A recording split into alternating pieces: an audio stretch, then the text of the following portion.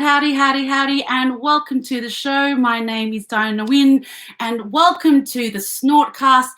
I have an amazing guest who is waiting online, but before I introduce her, I do want to talk about the Snort Cast. The Snort Cast is all about what's funny in the world and how you apply the funny to your story. And also, if you didn't know, Melbourne is in a pandemic. Well, we are in a pandemic, the whole world is, but we are in a lockdown. And so I think it's a perfect time to just talk about comedy and how we can, bring comedy into our storytelling to lighten up the darkness that we are facing right now in the world. Please tell us where you are watching from, where you're snorting from. If you're snorting from around the world, just let us know what country. And if you're watching this live or on replay, I do reply to all the comments that you do send through. And I would like to also acknowledge the traditional custodians of this land, the Wurundjeri people of the Kulin Nations, and pay my respects to the elders past and present.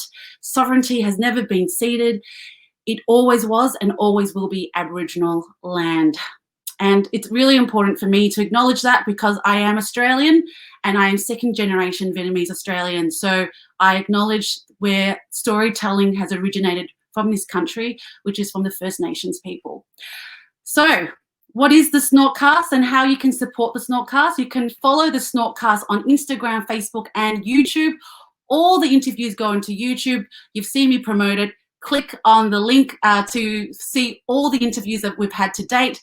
And you can support the episode by being a Patreon supporter. And thank you to my current Patreon supporters. Thank you for supporting the snorting and keeping it snorting real. You are the reason why I do this work, because you want to laugh with me. Okay. So I'm going to introduce our guest. Her name is Jo Stanley. She spent 12 years in breakfast radio, breaking records and taking 2 shows to #1. I actually remember the moment she told the world that she was having a baby, and that's how instrumental she has been in my life when I was a late teenager to my mid-20s when she was on radio. I was listening to her in the morning religiously. In 2017, she left FM radio and since then has enjoyed sleeping past 3:45 a.m. We'll be talking about sleeping. And she currently is co-hosting the House of Wellness TV on Channel 7, hosts the House of Wellness Radio nationally on the 9 Entertainment Network, and is a creator and presenter on the podcast Best of You in the House of Wellness. It's all about wellness. I think that's what we're going to talk about while we're in this pandemic. But before I bring her online, I would like to show you a bit of her work. Now, if you're a Sex and the City fan, and you're probably a woman, enjoy this because she got to interview Sarah Jessica Parker. And I will bring us up. Here we go. Look who it is. It's Sarah Jessica Parker. Hi. Hello. Hello, everybody. Sarah Jessica, what are you going to be doing at 3:30 tomorrow? Well, I'm going to be exactly where you told me to be. I'm with you. Yes. At my point.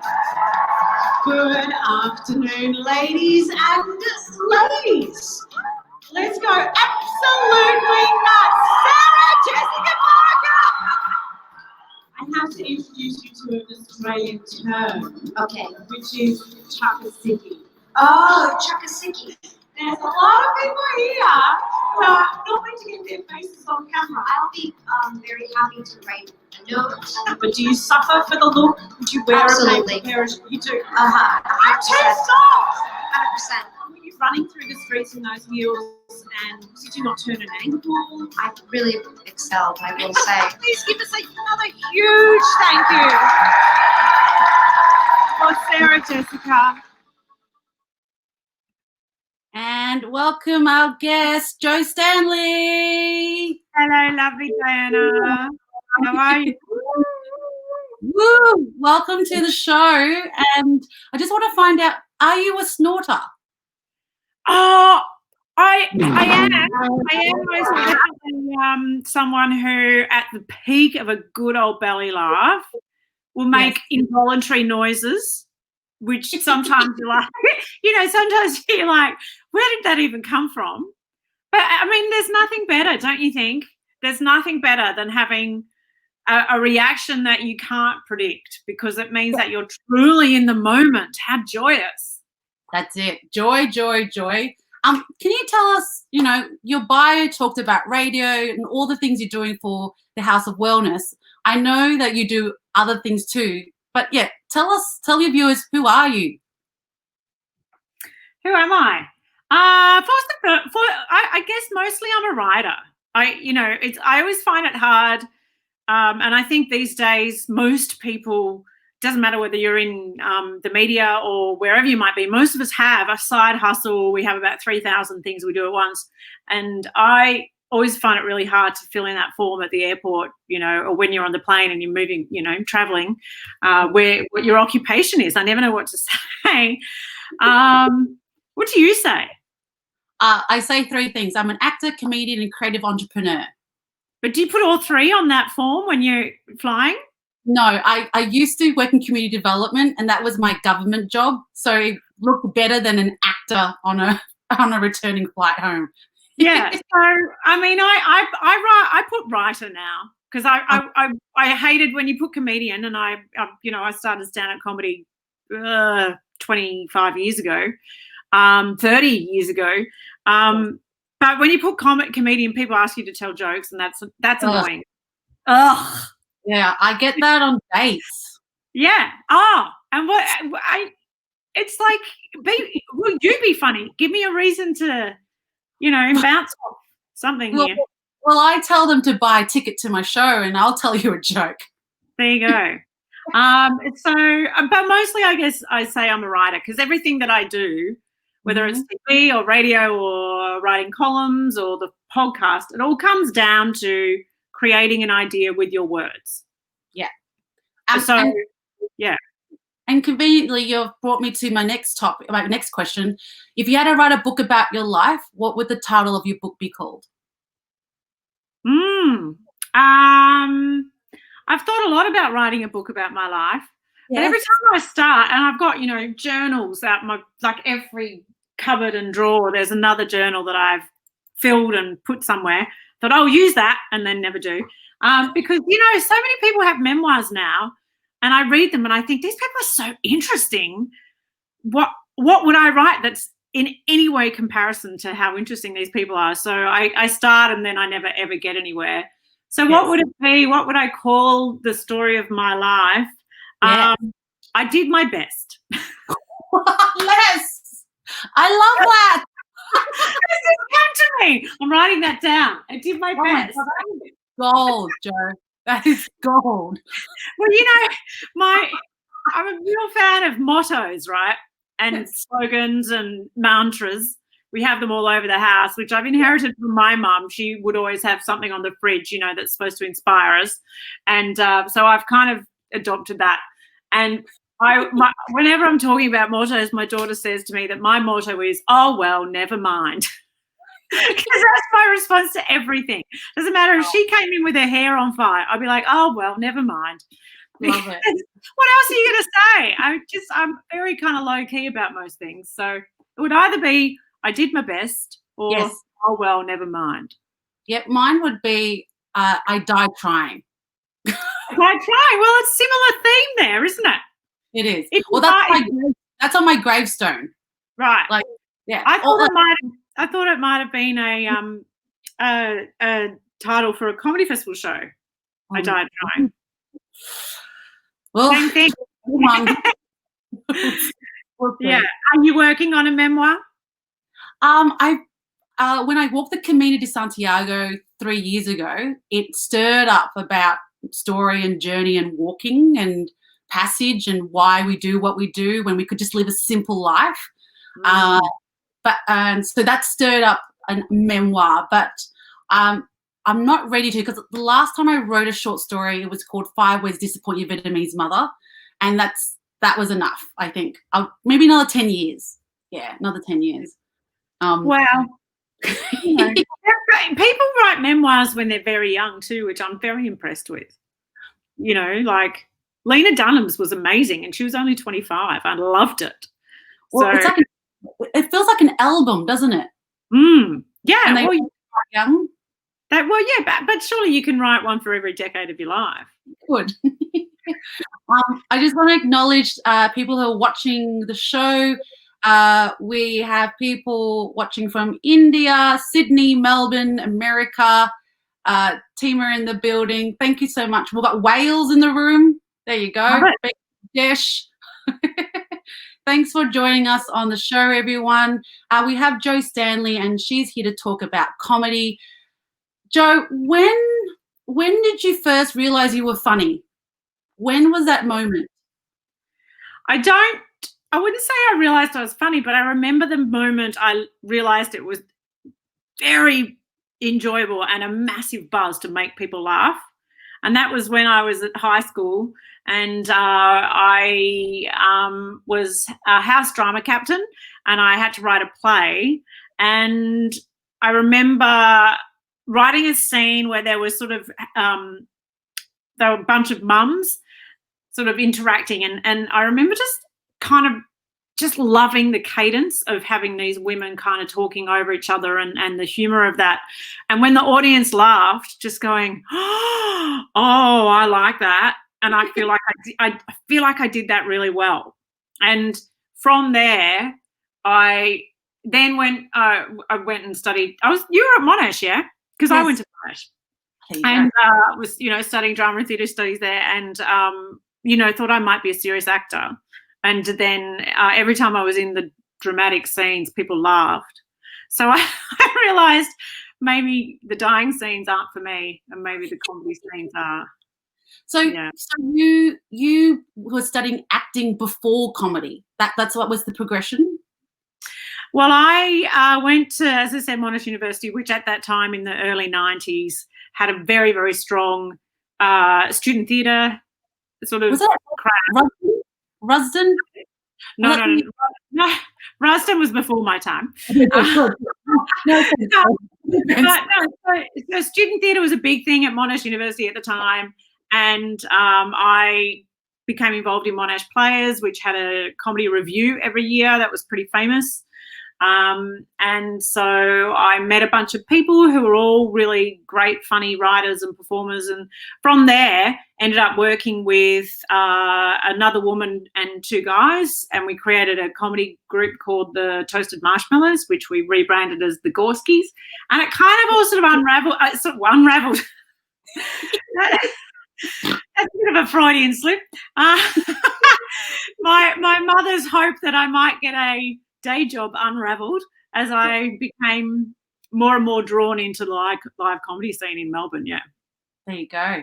And so who inspires your comedy? Who inspired you to keep going and make more people laugh?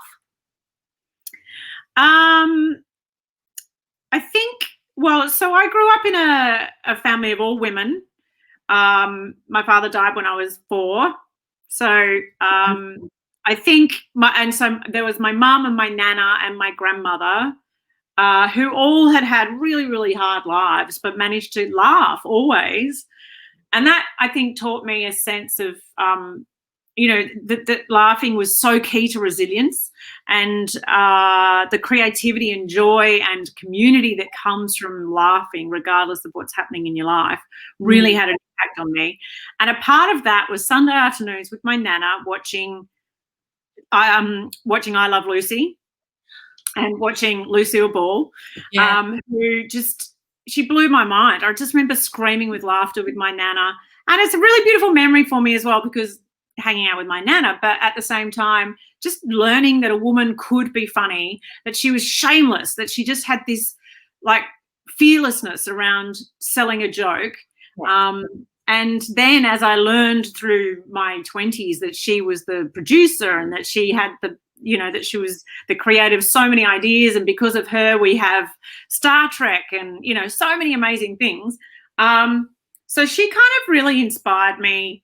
But then even around, I remember working with a woman who at university, who I watched her in these reviews, and she was the same. She just didn't care. She had no shame. She just went for the joke. And I remember going, I want to be like that. I don't want to care about the way I look or how people are going, oh, you're so embarrassing, whatever. I want to just go for the joke. And that informed me a lot. And then my husband Daz is the funniest human you'll ever meet. True. It really is. And I've been lucky enough to be with him for 20 years. And I guess he's always just driven me to really be willing to write the next joke. He's very, all the way through breakfast radio, which is a very hard slog as far as content is concerned, every morning getting up at 3:45 and writing more jokes. And he was always there.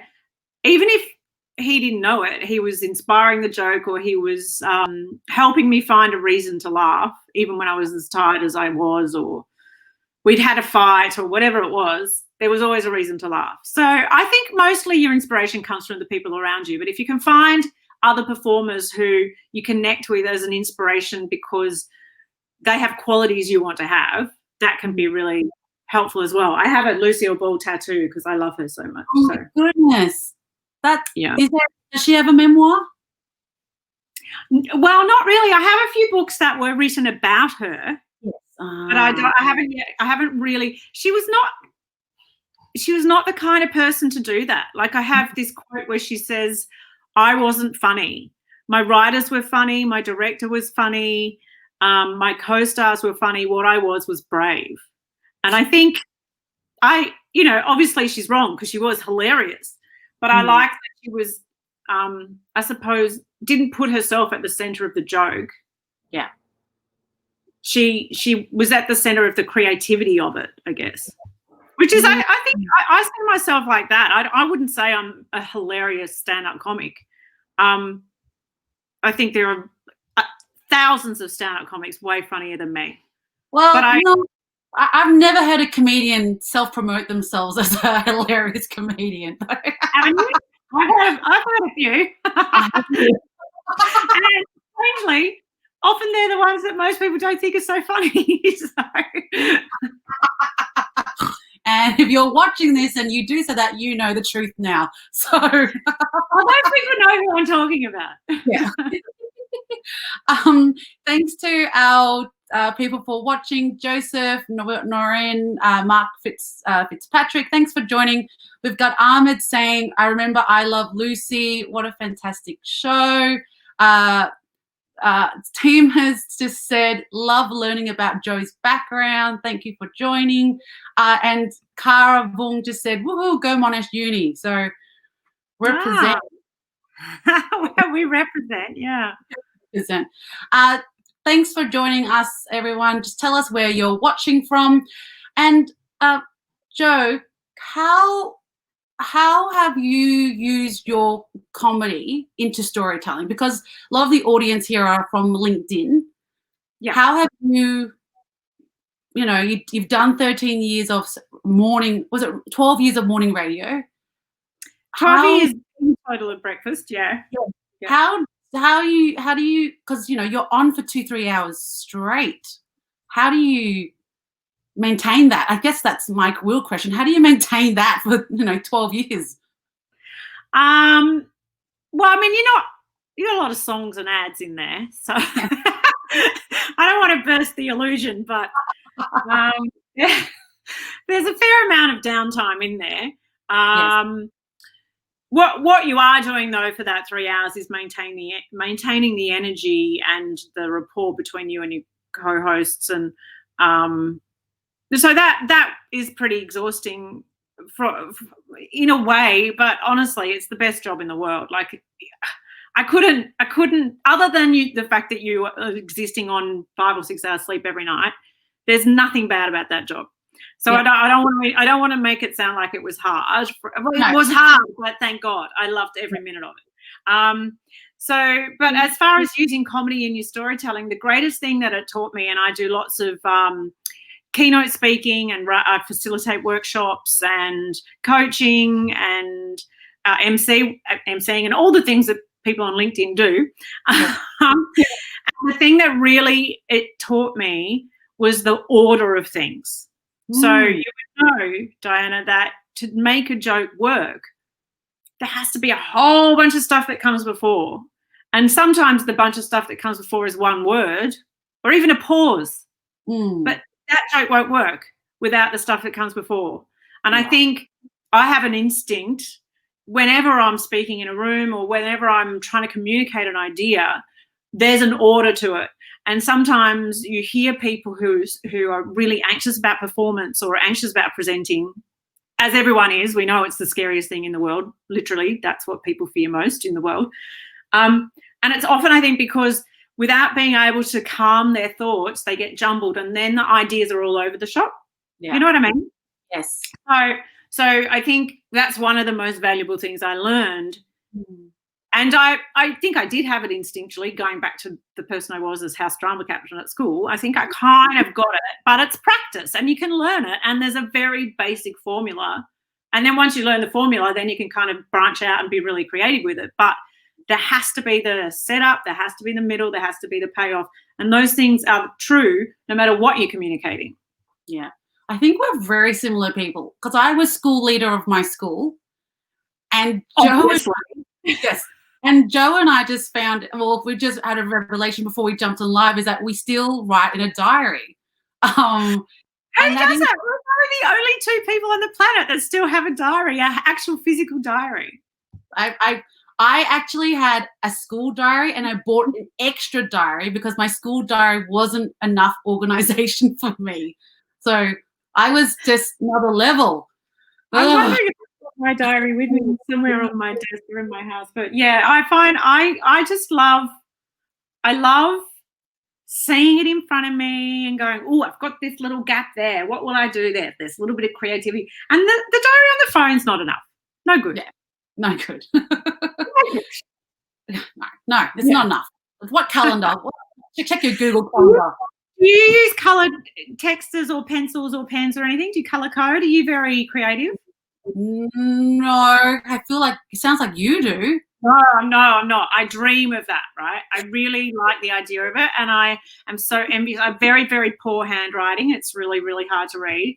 But I'm envious of people who are really neat handwriting, and that, like, I love stationery, but I buy it and never know what to do with it. Whereas people who have, pretty texters and all that, I'm like, oh, you're so look how clever you are with your handwriting and drawing pictures and stuff. It's too slow for me, that process. It's like cooking. Yeah. I've just got to write it down quickly. Well, yeah, otherwise the idea goes. That's you gotta get it out.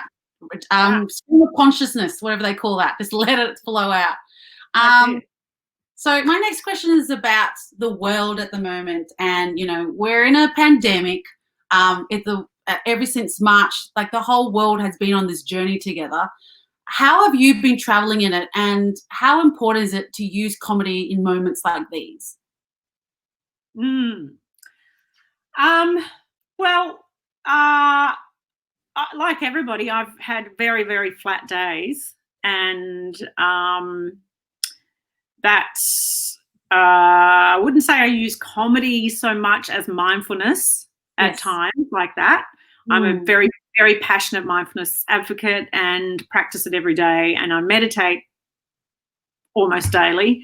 So that is what I turn to when I'm feeling bad, flat, anxious, whatever you want to call it. But I guess that too is what comes with mindfulness for me is about being able to go for a walk and being so present to what's happening around you that you might be open to something, observing something. And that's to me where I guess the comedy sits, where particularly, I've got a crazy Labrador. To me, she's hilarious. Or, recently I've been enjoying, because, we all have to wear masks. Yes. When I've been out and about with my mask, I've really enjoyed playing a game with myself where I literally allow myself to have the physical expression that we all censor. You know how, because no one can see now, right? Yeah. So I've been accused all my life of having resting bitch face. Now it doesn't matter. No one can see. So I really enjoyed that, or I'm singing to myself, or I'm talking to myself, and no one knows. So I guess, it's the little things in life that make me laugh and lighten my mood, but mostly mindfulness is kind of what gets me there, I would say. And if you follow Jo on her Facebook page, she's got a really great following, a community following. And recently she posted a photo of a video of her daughter who'd done, what was it she did? Oh, special effects makeup. That's it. And I remember you wrote an apology saying, sorry for scaring everyone, but it was just makeup. I felt so bad. I very clearly wrote it in the caption, when your daughter disappears into the bathroom and comes out with full special effects makeup. But people, I guess, I didn't realize how little people read the caption. Let this be a lesson to all of us on social media. No one reads the captions. So I had just, I don't know, hundreds and hundreds of comments. Oh my God, what happened to her? And then I was like, oh my God, I've played a prank. And I'm not a prank kind of person. I don't like that. No. The only time I've ever played a prank was on my husband when he played a prank on me. Yes. Because he said I was going to see a movie for the radio show because we were interviewing someone, and I didn't know it was a horror movie, and I don't watch horror movies. I hate them. Anyway, he played a prank on me and told me that it was a romance. So then I'm sitting in this movie, and the first, 3 minutes, I can't remember what the movie is, first 3 minutes are horrific, right? People just slash and, jump scares and just shit. And I'm like, fuck, what the fuck? And I'm like, husband of mine, I cannot believe that he told me it was a romance. So afterwards, I rang him and told him that I wet myself. I rang up and I'm like, I was so scared I wet myself in the cinema. And he fully believed me. And that's the only time I've played a prank on anyone, except now with special effects makeup, unintentionally. And now people might think, if they didn't listen to this, they might have think you peed in your pants at the cinema as well. Wow. I might. I really was scared shitless. It's true. You don't like horror movies either?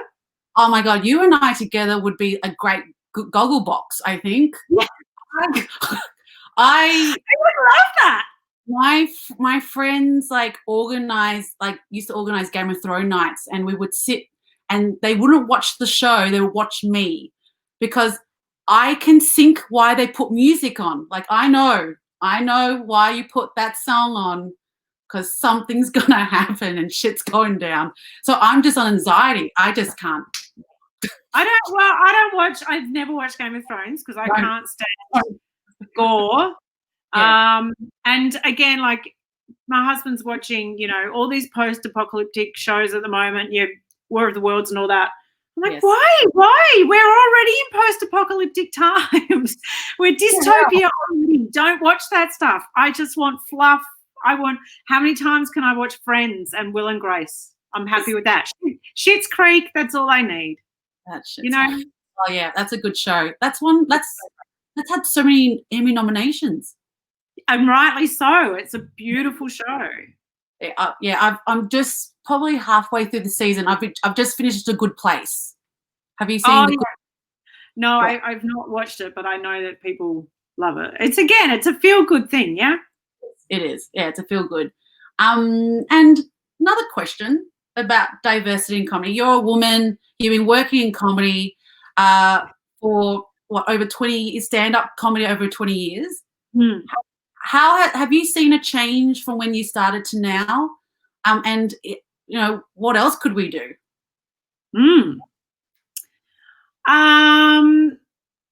Well, I think there has been a change, most definitely. When I started, I was always, or I would say always, the only female on the bill. And I really found that very hard. I found the green room always hard. I was very anxious and, not necessarily about being on stage. It was often harder to be backstage and feel just like a weirdo amongst people that you just didn't even understand their language. They just had a secret code and I felt like I missed somehow. Having said that, though, I have some very, very dear friends who are male who I met then. So plenty of people were very kind to me and are still mates now, but it was a difficult thing to do for me. I'm a very introverted person, so I found it hard. And I think now you're more likely to have more than one woman on the bill, would you say? Yes. Yeah. So there's that. So sheer numbers are better, I suppose. You're still a minority. But we're having people from diverse backgrounds culturally. We're having people who are, and this is not just gender diversity, but also we're seeing non-binary, we're seeing just so many different kinds of people doing comedy, which is sort of one of the great things about comedy, is that it's a melting pot of disruptors, people who are attracted to the art because they want to kind of make people feel uncomfortable sometimes, or they want to rock the boat. That's why they're there. Yeah. So it should always have been that way. And I suppose even back then, there were people who wouldn't have fit anywhere else, but they fit in comedy. Yeah. But I think it's better, but I don't know. I don't really hang out in comedy venues anymore. So. Well, they're not the hottest place to be. It's usually still in a dingy bar and a microphone. And, you do your joke, you go home, and you feel great about yourself. But, like, how long into stand-up did you do it and then get that gig with FM radio? Like, was that someone see you and just, like, or were you just kind of generating your career and it exploded like that? Well, let me see. It was probably 8 years into doing stand-up, maybe more. And I was working with Jodie J. Hill. So she and I would do a duo. We were a duo, and we were doing a show at the Prince Pat Hotel in Collingwood, which is still there. It closed for a while, but I think it's still there and still open. I don't know if they do comedy anymore. But, yeah. And then the head of programming at Oz Stereo came and saw the show and offered us Sunday night development show, which we did for a year, like 10 p.m. till midnight every Sunday. And, we both had day jobs while we were doing that. And then ended up with a morning show. So Monday to Friday, 9 a.m. till midday, Jodie and I. And we did that for 2 years. And that was extraordinary. It was amazing to us that, that is almost never done, that you don't have to go to a regional station to prove your worth and learn the ropes. They put us straight on in Melbourne, which was extraordinary. And a huge opportunity, and for us to be two women on air together, it hadn't been done as far as we know, very rarely been done since. And I just remember going, oh, this is something really valuable. I've been given an opportunity to have a voice, and I need to use this. It needs to be something that I don't take for granted, I guess. That sounds like a great opportunity landed for you, and it's just kind of exploded into the next step. And this is where you are. You're hosting a radio show, a TV show, and a podcast on wellness. Yeah, well, and that's the other thing that I think is really amazing about life, right? So I was sacked from my last radio gig, doing breakfast radio, and that was absolutely devastating. And I spent a long time trying to understand why. We were number one at the time. But, these things happen. But it was the right thing to happen, because what I actually was passionate about, which I think I hadn't given myself the opportunity to slow down and recognise, was that I'm passionate about mindfulness and meditation and wellness and I suppose making a difference in a way. And most definitely I was making a difference all the time on radio, and that's what got me out of bed every morning, knowing that people were listening, and I hoped that I gave them an uplifting start in their day. And we did great things on the station as well. We were able to give people a house, like things that really changed people's lives, but it wasn't serving me necessarily. And so the great thing about losing that job was it forced me to slow down, and I keep thinking about that and the pandemic and what this means for people, to slow down and really address what is it that I want, and is there a gap between what I'm doing and what I want, and be courageous enough to try and close that gap. It's not easy, because a lot of the time it means really kind of looking at your life and going, well, what is it that I have to change, or what is it about myself I need to grow? But I've ended up in the House of Wellness doing TV and radio and the podcast, and that's just been the greatest gift. Absolute joy. Oh, so that gives me goosebumps to hear that. You know, I heard you go, I got sacked from a #1 radio station slot that you did.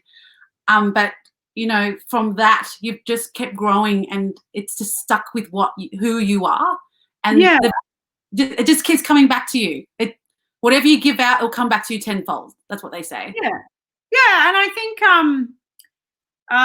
acceptance is a really, really big thing for me. I just think you have to surrender to what your life is, because every part of it is there for a reason. You just need to, embrace it and go, okay, here it is. Now that's where we're going with this. All right, let's do it. Let's pick up this ball and let's run that direction. And then you get to the end of that path and you go, whoa, I didn't see that happening. Okay, I'll go down another path. And sometimes, like, it's deeply painful, but I don't know. What else are you going to do? Because the struggle is in fighting things. That's the struggle. It is. And when you let that go and use it to your advantage. So, take the power, take what is against you and reconvert the energy to how you can go with the flow. It's important. And like the SnortCast for me was my supplement to not doing any comedy or stand-up. And it is talking about process, like how do you use comedy and why? Instead of just doing the joke. I think a lot of people don't understand the process of comedy. They just think it's just you ha ha ha ha laugh, but there is such a what you said before, a process of lining up the joke with the pre-story to get to the joke and crack open the room at the one time.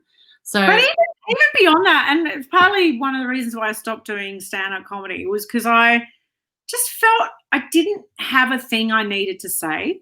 And I guess I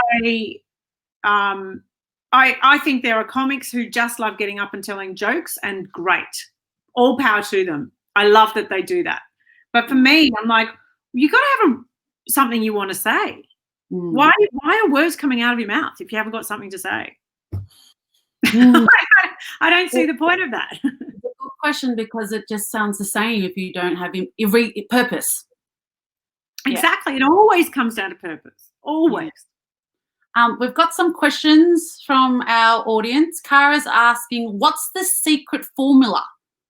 Because I'm not so funny. What's the secret formula? Yeah. Well, if there's a secret formula, I don't know what it is. Someone else knows that secret formula. I don't know. I tell you, I do think being able to be totally in the moment is key to being comfortable in presentation, whether you are performing comedy, whatever. Because you know how if you're not present in your body, if you're not actually in your breath, you can do that thing where you're like having an out of body experience and you're up there watching yourself. Yes. I would say that's one of the secret formulas, is to just not be up there, be in your breath and feel your feet in your shoes. That's a practice too. That's easier said than done. Yeah, that's been my COVID practice, to learn how to breathe. It's been fun. How my lungs. There are some great workshops online for that. Like actually learning how to breathe. Really good stuff. That's the tip, guys. And Ahmed's asking, what was the most difficult part about being a presenter or present? Presenter as in on radio, you reckon? Is that what you mean, Ahmed? Well, you're on TV. You're working on the House of Wellness. Like, what is the difficult part of that? Like, we see you presenting with cameras and lights. There is nothing hard about that. That is the dream job. I'm here to tell you. I know. We're all wanting it, Jo. I can't. I have to be honest. it is from start to finish the greatest joy. I turn up, I work with beautiful people. We believe in sharing stories that help people make decisions every day that hopefully means that they're either healthier or happier or maybe more content. I get a beautiful woman named Rach, who I adore, does my hair and makeup. I get to sit next to Luke Darcy, who's the most charming and generous and kind, clever co-host you could have. I mean, there's literally nothing bad about it. So as far as being a radio presenter, that's pretty challenging because you've got to be very switched on all the time. And you know that just the slightest lapse of concentration, you'll say something really bad. Yes. And then the world falls apart.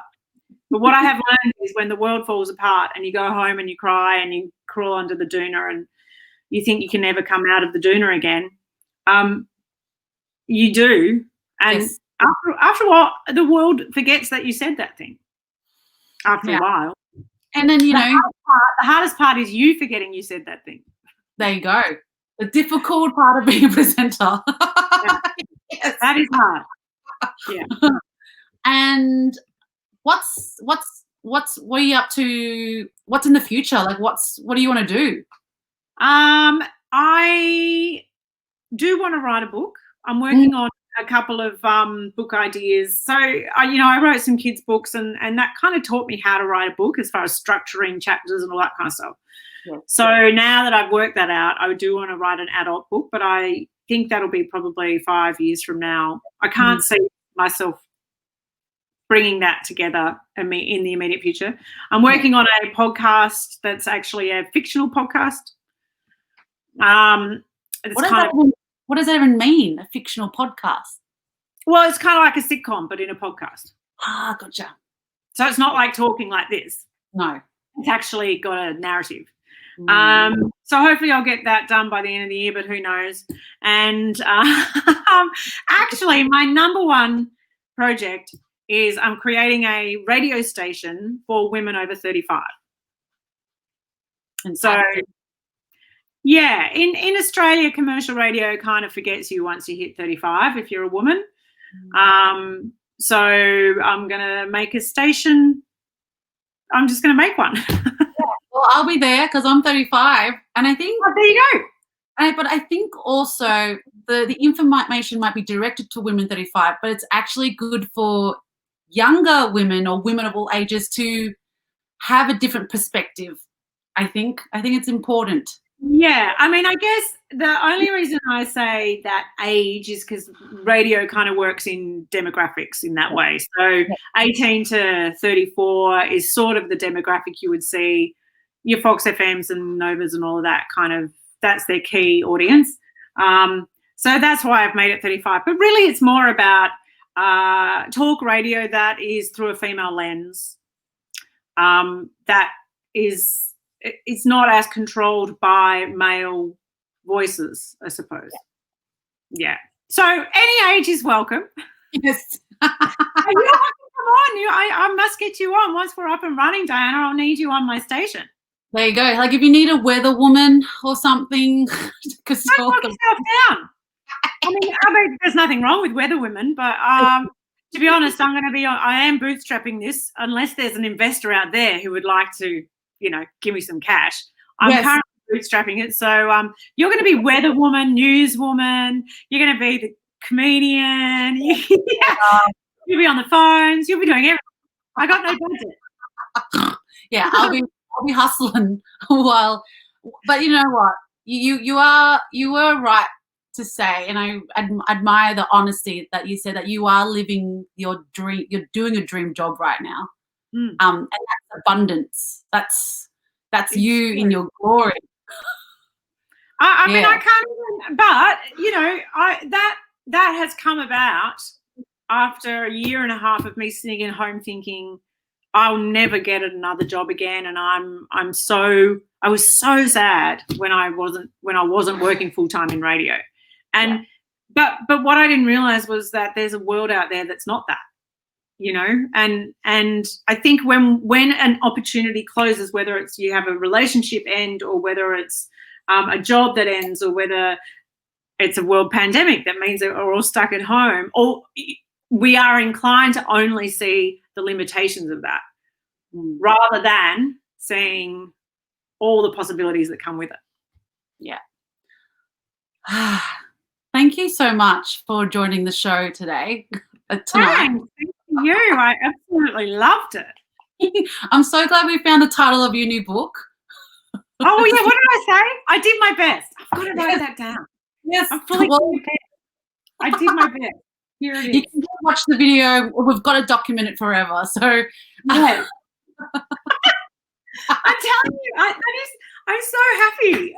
I'm writing it on my wish list. I've got vision boards all around me. So, no, I love it. Thank you so much, Jo, for joining the SnortCast. Thank you, everyone, for joining the show. You can watch it on a replay. Let us know you're watching replay and tell us where you're watching from. You can check out the SnortCast on Facebook, YouTube, Instagram, the SnortCast, the only show that has that handle. And we will all see you next Monday night. And we have Bev Killick on the show. She's a joy. I love Bev. She is a joy. Jo, thank you. Thank you. It was awesome. And thanks everyone for joining. And before we leave, I'm just going to show you our reel. And I love doing my own IT for my show. Here we go. Thanks, Jo.